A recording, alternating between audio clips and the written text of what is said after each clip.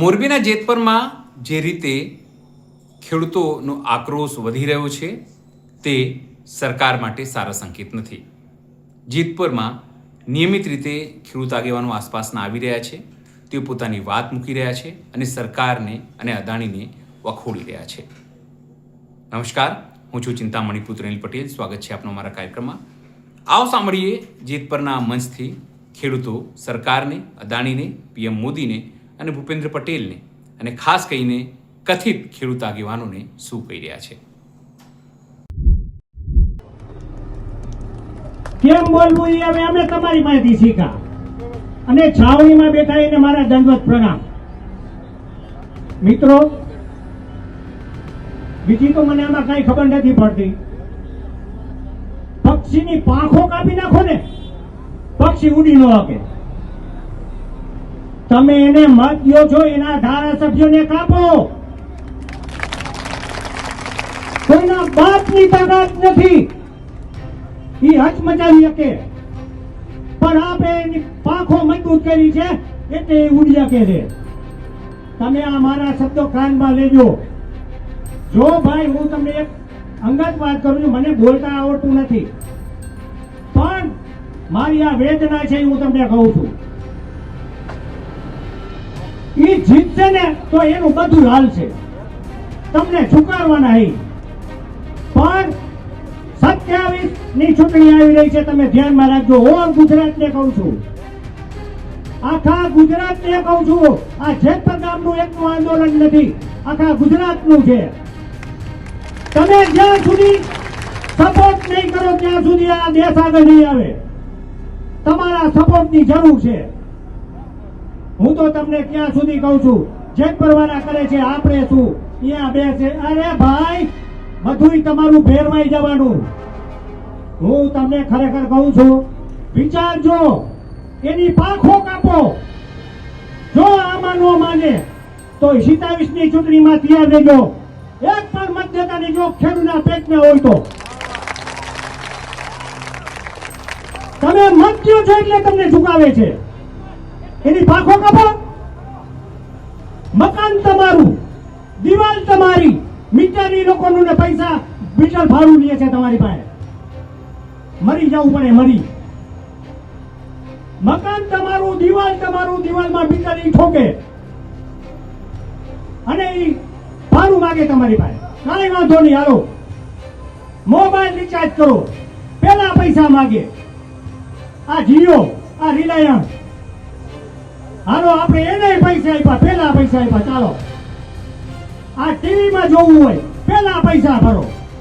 અરે ભાઈ, હાલો એને મુબારક. હોસ્પિટલમાં દાખલ થવું છે, પેલા પૈસા ભરો. અરે ભાઈ, તોય મુબારક. છોકરાઓને ભણવા મૂકવા છે, પેલા પૈસા ભરો, તોય મુબારક. આ સ્માર્ટ મીટર આવી રહ્યા છે, પેલા પૈસા ભરો, પછી લાય. અરે મોદી સાહેબ, આ દેશને ક્યાં લઈ જાવ છો તમે? મારા વેદના તો સાંભળો. અમને કોઈ એડવાન્સ પૈસા નથી આપતા. અમે જાય અમારે ક્યાંથી પૈસા કાઢી. હવે તમે આવ્યો છો, અમારી છાતી ઉપર થાંભલા નાખો છો. મર્યાદા રાખો, મર્યાદા, શરમ કરો.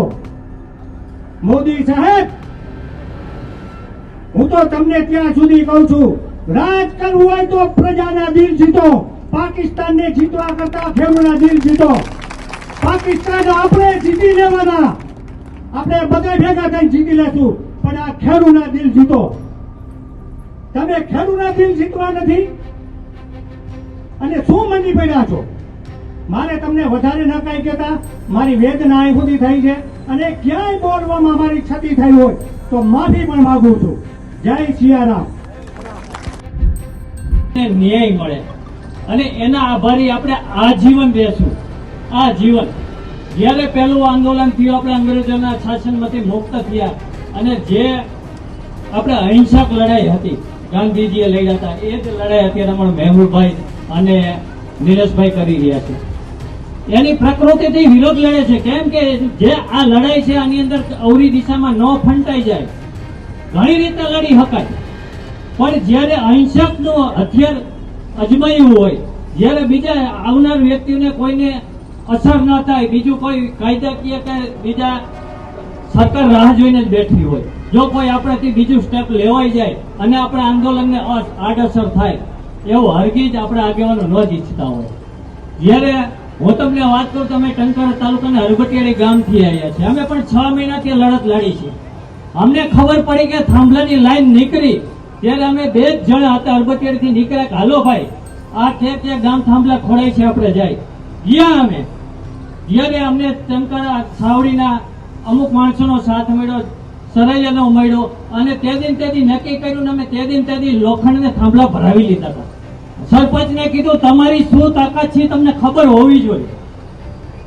ગામના સરપંચને સરકાર જેટલી તાકાત હોય એટલી સત્તાઓ આપેલી. તમે તમારી સત્તાનો ઉપયોગ કરો અને સરકારને કહો અમારી શું સત્તા છે. આ સત્તા વગરના જો તમને ખબર જ નથી સત્તાની, અત્યારે આપણે બધા એ જ રીતે પીલાઈ રહ્યા છીએ. કાયદા હતા ત્યાર લગી કે આપણે કાયદાની ખબર જ નહોતી એટલે આપણે હેરાન થતા હતા. આજ યુવા જાગૃત થયા છે, કાયદાકીય બધાને ખબર પડી છે, ભણી છે. છતાં હવે આવતા સમયની અંદર કાયદાકીય પણ આપણા બાળકોને માહિતગાર કરવા પડશે. જ્યાં સુધી કાયદાકીય માહિતગાર નહીં હોય ત્યારે આપણા આંદોલનને વેગ નથી મળતું. જ્યારે આપણે ખબર પડે કે આપણે અન્યાય થાય છે, ક્યારે ખબર પડે? જ્યારે આપણે કાયદાનું જ્ઞાન હોય ત્યારે આપણે ખબર પડે કે આ તો આપણે અન્યાય થઈ રહ્યો છે. ત્યાર લગીના કાયદા એવા હતા કે જમીનનું 4 ગણું વળતર દેતા હતા, મૂળ જમીનના ભાવને 4 ગણું વળતર દેતા હતા. આપણી આ સરકારે શું કર્યું? નવા ઠરાવ કર્યા. વેલકમ, આપણી સરકાર છે સારી, આપણે નો ડાઉટ, પણ આપણા ખેડૂતને મારવા માટે નોખા ઠરાવ કર્યા અને ઠરાવ કરીને જંત્રીનો ભાવ નક્કી કર્યો. શા માટે ભાઈ? તમે દિયો ને તમારી જમીન અમારે જોઈએ જંત્રીના ભાવે દિયો. હવે અમે અહીંથી ચેલેન્જ કરી કે અમારે જંત્રીના ભાવે જોઈએ જમીન દિયો અમારા ખેડૂતને. શું કામ નથી દેતા? અમારા ખેડૂતની શું કામ લેવી છે? એનો કઈક માપ હોય, ખેડૂતને સહનશીલતાની હદ હોય. જ્યારે ખેડૂત આજ લગી દેતો આવ્યો છે અને જ્યારે એ જ ખેડૂત દેનારનું તમે છીનવવા માંડો ને ત્યારે પાપ વધી જાય. અને શા માટે આપણા ધારાસભ્યો સાંસદ સભ્યો નથી બોલતા? અમે ટંકારા તાલુકામાંથી તમને વાત કરું, અમે અમારા સાંસદ સભ્યને મળવાનો ટાઈમ માંગ્યો તો અમને આપ્યો નથી. શું કામ નથી આપતા ભાઈ? અમારી સામે નથી આવતા. આવું જોઈએ. અમારા પ્રશ્ન છે, અમે મતદાન કર્યા છે અને અમારી સામે તમે કેમ ન આવો? અમે બીજી વાર કીધું અમે સમિતિની સામે તમે આવો, નથી આવ્યા. શું કામ નથી આવ્યા? એને જવાબ દેવો પડે. હવે થોડીક બીજી વાત કરી દો મહાભારતની. આ સરકારની અંદર પણ સારા માણસો હોય છે, એને આપણા વતી બોલવું હોય છે. બધા એવા નહીં હોય, નહીં બોલવું એને આપણું પેટમાં દુખતું હોય છે. પણ મહાભારતની કાળની અંદર કૌરવો ભેગા આપણે ઘણા ટોચ લેવલનું નેતૃત્વ હતું. ભીષ્મ પિતામહ હતા, ઘણા બધા એવા હતા કે જે ટોચ લેવલનું હતું અને છતાં એ બોલી નથી લેતા. કેમ કે એના અનાજમાં અનાજ પડી ગયું હતું, દુર્યોધનનું અનાજ પડી ગયું હતું, માટે બોલી નહોતા લેતા. તો આજે આપણે આ બધાને અનાજ પડી ગયું છે માટે બોલી નથી લાગતા. એનું મેન કારણ આ છે. એટલે એના માટે આપણે ધર્મની લડાઈ છે. જો ધર્મની લડાઈ ન હોત ને સાચી લડાઈ ન હોત તો અહીં સાધુ નો બેઠા હોત. આજ મારા સાધુ આજ ઇન્કલાબ નમસ્કાર. આ જેતપુરની આ ક્રાંતિવીરોની ધરતીને લાખ નમસ્કાર, લાખ વંદન. નમસ્કાર જેતપુરના આ ઉપવાસી છાવણીના આ ક્રાંતિવીરોને, આ ખેડૂત પુત્રોને, આ જગતાજને, આ ઉપવાસી છાવણીમાં બધા જ બેઠેલા અમારા ખેડૂત પુત્રો અને દીકરીઓને અમારા લાખ નમસ્કાર, લાખ ધન્યવાદ. નમસ્કાર એવા આ જેતપુર વાસીઓ અને એમની સાથે એમના સમર્થનમાં છેક બનાસકાંઠાથી અને આજુબાજુ દૂરથી પધારેલા તમામ જગતના દાંત અન્નદાતા એવા ખેડૂતના દીકરા અને દીકરીઓને અમો આજરોજ રાજકોટ જિલ્લાના ઉપલેટા તાલુકાના ભાયાવદર ગામ, મોટી પાનેલી ગામ અને કોલકી ગામના લગભગ અંદાજે 70 જેટલા ખેડૂતો સવારે 4 કલાકથી નીકળી અને આ ક્રાંતિની ધરતી, આ ક્રાંતિવીરોને સમર્થન માટે અહીંયા પધાર્યા છીએ. ના કોઈ પક્ષ, ના કોઈ વાત, ના કોઈ વિવાદ. ગાંધીજીના માર્ગે ચાલતા આંદોલનનો પડઘો સમગ્ર ગુજરાતમાં આજે પસરી રહ્યો છે. ત્યારે અમારી ફરજ સમજી, આમ તો ગુજરાતના 55 લાખ ખેડૂતના ઘર છે, 55 લાખ મિત્રો ખેડૂત ઘર છે. તમે હિસાબ કરો 4-4 ની વસ્તી ગણો તો 2.25 કરોડ ઉપરાંત જનસંખ્યા ફક્ત ને ફક્ત ખેડૂતોની, અને એમના પ્રતિનિધિ તરીકે આ નાનકડું એવું જેતપુર ગ્રામ આજે ક્રાંતિના મંડાણ કરી બેઠું છે. અને સાથોસાથ આ ઉપવાસી જે ક્રાંતિવીરો બેઠા છે એમને પણ આપણે લાખ લાખ ધન્યવાદ આપવા ઘટે. અને હવે રહી વાત વીજ લાઈનની અને વીજ પોલની, તો ન્યૂઝપેપરમાં અને એવું ફસાવવામાં આવે છે કે કિસાનો વિકાસના વિરોધી છે. તો મારે અહીંયાથી જાહેર મંચ પરથી કેવું છે કે મિત્રો, ખેડૂતનો દીકરો જગતનો તાત બધા આપવામાં જ સમજો, ક્યારે એનો હાથ લેવામાં ના હોય. પણ અત્યારે તમને 2 દાખલા આપું કે સિટીની અંદર જે મોબાઈલના ટાવરો આવે છે, હવે નાનકડો એવો ટાવર હોય તો 25,000 થી લઈને 50,000 રૂપિયા સુધી માસિક ભાડું. કોઈ કંપનીએ મફત માંગ્યું? સિટીના એપાર્ટમેન્ટની અગાસી કે ગ્રામ્ય વિસ્તારના પ્લોટ કોઈએ મફત માંગ્યા ને કોઈએ દીધા. ઇવન તમે જ્યારે અત્યારે એરપોર્ટ ઉપર જાઓ છો, પછી રાજકોટનું એરપોર્ટ હોય, કેશોદનું એરપોર્ટ, નાના સેન્ટરનું હોય, તો મિનિમમ ટેક્સીનું 1 કલાકનું 200 થી 400 રૂપિયા ખાલી તમારે સાધન ઊભું રાખવાના. 1 કલાકના 200 થી 400 રૂપિયા. કોઈએ વિરોધ કર્યો?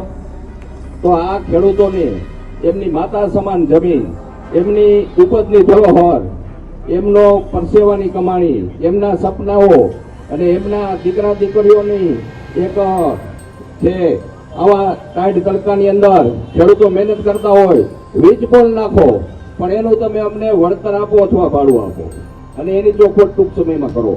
હવે આપણો કાકાનો દીકરો બાજુમાં રહેતા હોય ને આપણા ફળિયામાં બાજુમાં 1 દી મોટર રાખે, 2 દી મોટર રાખે, ત્રીજી દી કઈ ભાઈ તારી વ્યવસ્થા કરીએ કઈ ને આપણે હગાભાઈને પણ આપણે માલિકી છે આપણે કહી હકી.